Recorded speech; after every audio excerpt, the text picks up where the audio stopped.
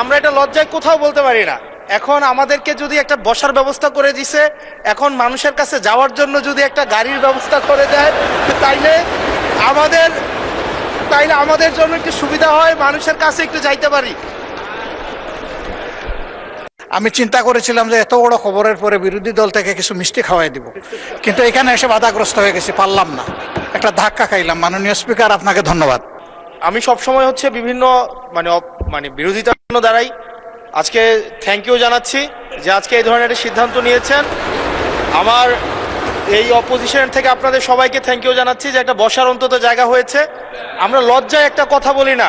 এখন এই পার্লামেন্টের সেকেন্ড মোস্ট জুনিয়র হিসেবে একটা কথা বলছি মানে আপনাদেরকে, সেটা হচ্ছে যে আমাদের একটা ইউনো মহোদয়ের একটা গাড়ি থাকে, উপজেলা চেয়ারম্যানের একটা গাড়ি থাকে, আমরা ভাড়ায় গাড়ি চালাইতে হয়।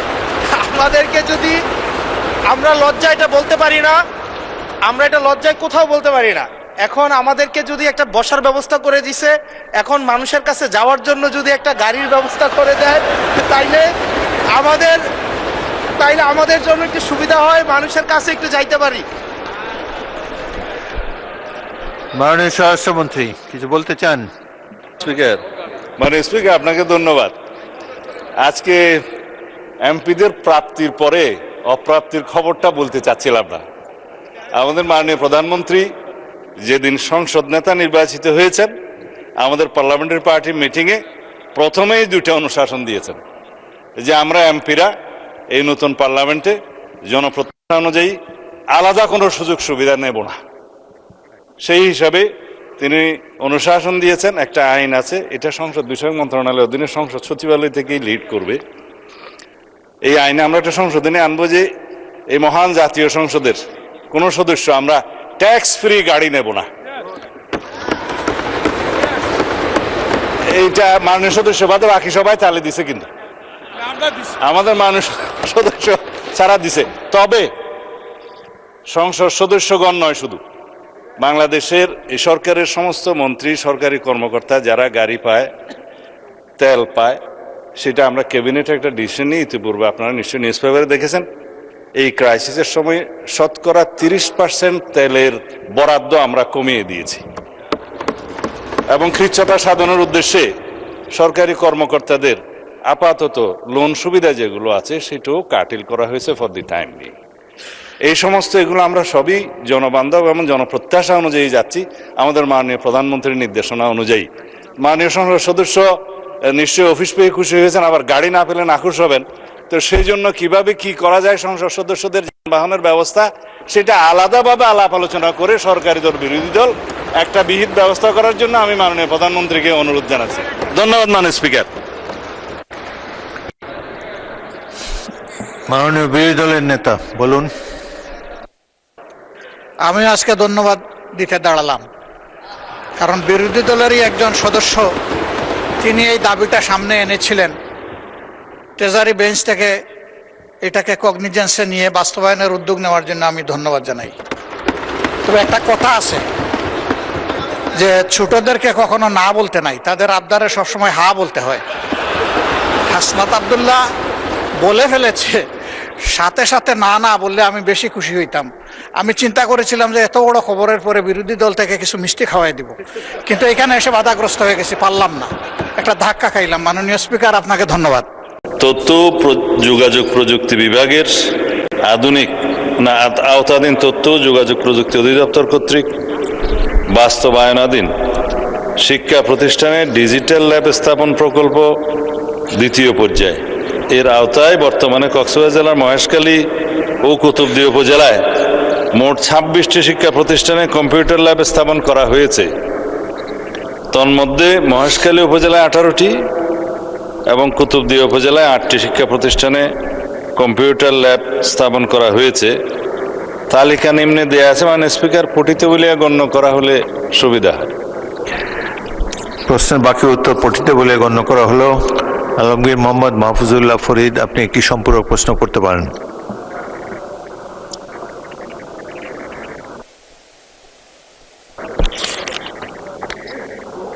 ডাক ও টেলিযোগাযোগ মন্ত্রণালয়ের মন্ত্রীর পক্ষে আমাদের বাংলাদেশের মাননীয় স্বরাষ্ট্রমন্ত্রী আমাদের কক্সবাজারের গর্ব জনাব সালাউদ্দিন আহমদ আমাদের উত্তর দিচ্ছেন, সেই জন্য আমি তাকে ধন্যবাদ জানাচ্ছি। আমি প্রশ্ন করতে চাই মাননীয় স্পিকার, 15 বছর 17 বছর আমাদের এখানে আমাদের কক্সবাজার শিক্ষার ক্ষেত্রে অনগ্রসর এলাকা।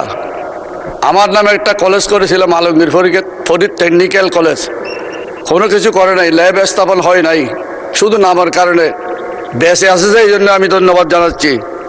আমাদের মহেশখালী কুতুবদিয়া সহ কক্সবাজারের অনগ্রসর আমাদের 9টি উপজেলায় প্রতিটি স্কুলে ল্যাব স্থাপন, প্রতিটি মাদ্রাসা ল্যাব স্থাপন সহ। মাননীয় সদস্য, এটা তো ডাক ও তথ্য প্রযুক্তি সম্পর্কে প্রশ্ন করেন, শিক্ষাতে চলে গেছেন না, এখানে প্রশ্ন আছে তো মাননীয় স্পিকার। আমাদের ডাক ও টেলিযোগাযোগ মন্ত্রণালয় বলিলেন বর্তমান কক্সবাজার জেলা মহেশখালী কুতুব উপজেলা কোনো শিক্ষা প্রতিষ্ঠানে কম্পিউটার ল্যাবের কথা বলতেছি মাননীয় স্পিকার। কম্পিউটার ল্যাব আমার টেকনিক্যাল কলেজে কম্পিউটার ল্যাব দেয় নাই 15 বছর 17 বছর, এটা বলতেছি। আমি প্রশ্ন করতেছি আমাদের 9টি কক্সবাজারে যেগুলো উপজেলা আছে অনগ্রসর আমাদের শিক্ষাক্ষেত্রে, প্রতিটি উপজেলায় কম্পিউটার ল্যাব সহ, শুধু ল্যাব দিলে হবে না, শিক্ষকের পদায়ন করবেন কিনা। মাননীয় স্পিকার, আপনাকে ধন্যবাদ। মাননীয় মন্ত্রী, কক্সবাজারের প্রশ্ন আমরা গেস করতে পারি। মাননীয় স্পিকার, আপনাকে ধন্যবাদ। আসলে মাননীয় সদস্যের প্রশ্নটা আমারও প্রশ্ন, তো আগের যে উত্তর দিয়েছিলাম প্রশ্নের লাস্টের অংশটা আমার পড়া হয় না, আপনি পঠিত বলে গণ্য করেছেন। তাতে 2টো লাইন লাস্টে আছে। এই তালিকা ছাড়াও উক্ত প্রকল্পের আওতায় সারা দেশে আরো 2000টি শিক্ষা প্রতিষ্ঠানে কম্পিউটার ল্যাব স্থাপন করার জন্য ডিপিপি সংশোধনের কার্যক্রম চলমান আছে। এই 2000-এর মধ্যে আশা করি মাননীয় সংসদ সদস্যের নামে এই যে টেকনিক্যাল কলেজটা আছে সেটা স্কুল ক্যাটাগরিতে যদি পড়ে তো আসবে, আর না হলে কলেজ ক্যাটাগরিতে যাবে। তবে এই 2000-এর মধ্যে কক্সবাজারের আমাদের নির্বাচনী এলাকা সহ অন্যান্য এলাকা যেগুলো আছে ওখান থেকে অবশ্যই সার্ভে করে যেগুলোতে দেয়া দরকার, যেগুলো ইতিমধ্যে হয়ে গেছে সেগুলো বাদে অবশ্যই অন্তর্ভুক্ত করার জন্য উদ্যোগ নেওয়া হবে। মাননীয় স্পিকার, আপনাকে ধন্যবাদ। অনলাইন পেমেন্টে প্রতারণা জালিয়াতি ভরপুর, এর প্রতিরোধ বিষয়ে সরকারের কি কি পদক্ষেপ আছে?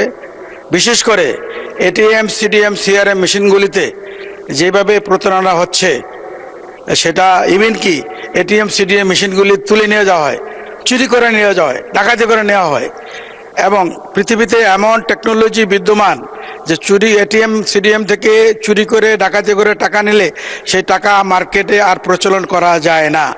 আমাদের দেশে সেই টেকনোলজি এখনো আসেনি। প্রশ্নটা মাননীয় মন্ত্রী মহোদয়ের নিকট প্রশ্ন, এই টেকনোলজি আদৌ বাংলাদেশে আসবে কি? আমরা কি চোর ডাকাতের হাত থেকে টাকা রক্ষা করতে পারবো কি? অন্তত এটিএম, সিডিএম, সিআরএম মেশিন থেকে আসলে সেটা কবে এবং কখন? ধন্যবাদ। মাননীয় মন্ত্রী। মাননীয় স্পিকার, আপনাকে ধন্যবাদ। অনলাইন ব্যাংকিং সেবার আওতায় গ্রাহকের ইউজার নেম, পিন ও ওয়ান টাইম পাসওয়ার্ড এর মাধ্যমে অর্থ স্থানান্তর সম্পন্ন হয়। গ্রাহকের অসচেতনতার সুযোগ নিয়ে প্রতারক চক্র অনলাইন লেনদেনের ক্ষেত্রে বিভিন্ন ধরনের জালিয়াতি কার্যক্রম পরিচালনা করে থাকে। বিশেষ করে one time password, OTP, pin বা অন্যান্য সংবেদনশীল তথ্য শেয়ার করার ফলে গ্রাহকের অর্থ আত্মসাতের ঝুঁকি তৈরি হয়। এই প্রেক্ষিতে ব্যাংক হিসাবের সংবেদনশীল তথ্য ও ওটিপি কারোর সাথে শেয়ার না করার জন্য সর্বসাধারণকে নিয়মিত সতর্ক করা হয়। বাংলাদেশ ব্যাংক ও অর্থ মন্ত্রণালয় আর্থিক সাক্ষরতা ও সচেতনতা প্রসারে নিরলসভাবে কাজ করে যাচ্ছে। ধন্যবাদ মাননীয় স্পিকার।